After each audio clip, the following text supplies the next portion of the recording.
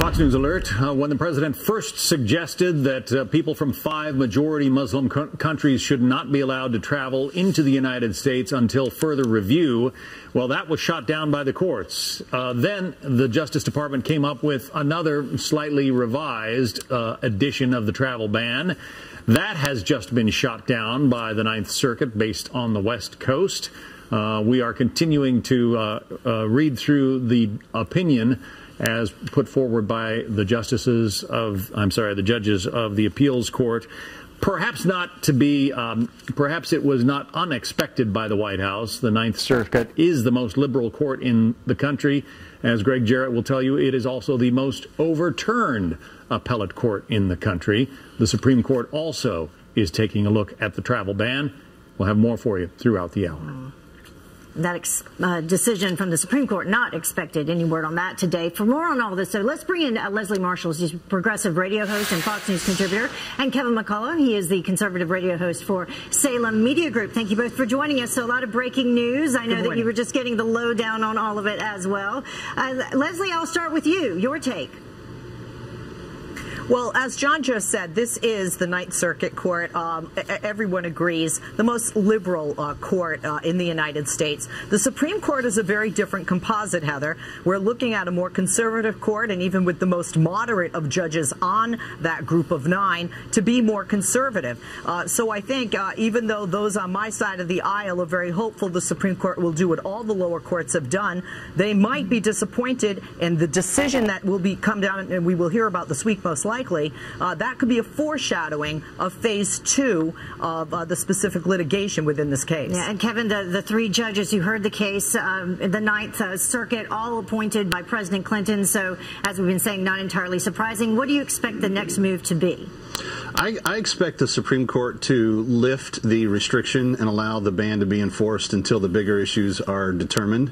In terms of the Ninth Circuit ruling, I'm kind of in Leslie's camp, or as John described, Greg Jarrett's camp. They're the most overturned.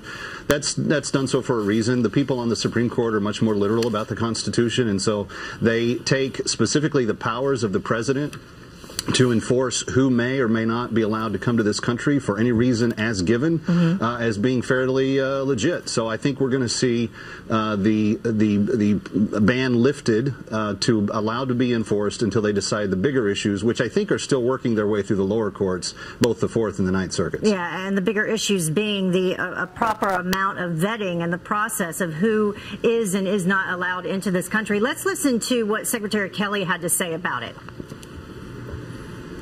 The court's injunction has prevented us from implementing a temporary ban on travel by aliens from 6 countries that are in states of civil war, are state sponsors of terrorism, and are basically failed states.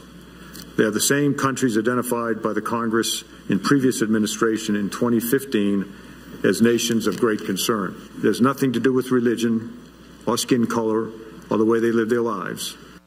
So, Leslie, I know you disagree.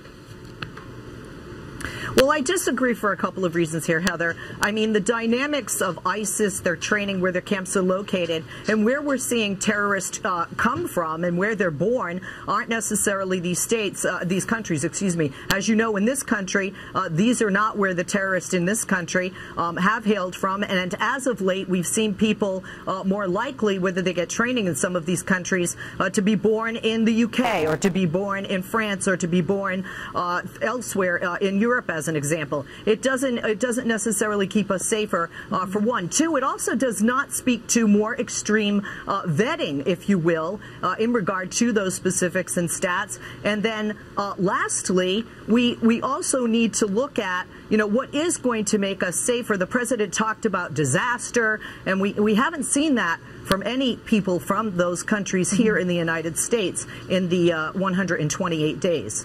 Kevin, and that is an argument that people are saying right now, that the sense of urgency, if in fact that it was the sense of urgency, what steps have we taken during this interim period to, you know, strengthen vetting procedures? Yeah, well, part of the people that make that argument are ignoring what the 3/4 of both travel bans consisted of. The purpose of the ban from its very initiation was to do an audit and discovery of our current methodologies, what's working, what's not working, how we need to strengthen different security procedures, how we grade or vet people that come from broken states.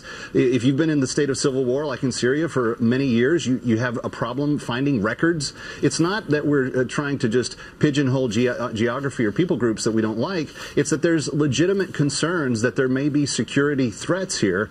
And what are we doing? So 2/3 to 3/4 of those initial travel bans were to do an audit, a discovery, and a report, to then make recommendations to then strengthen our new procedures, then re-engage immigration at full throttle. All right. Well, Kevin and Leslie, thank you so much for joining us as breaking news develops. We appreciate your insight on the fly. Thank you. Thank you.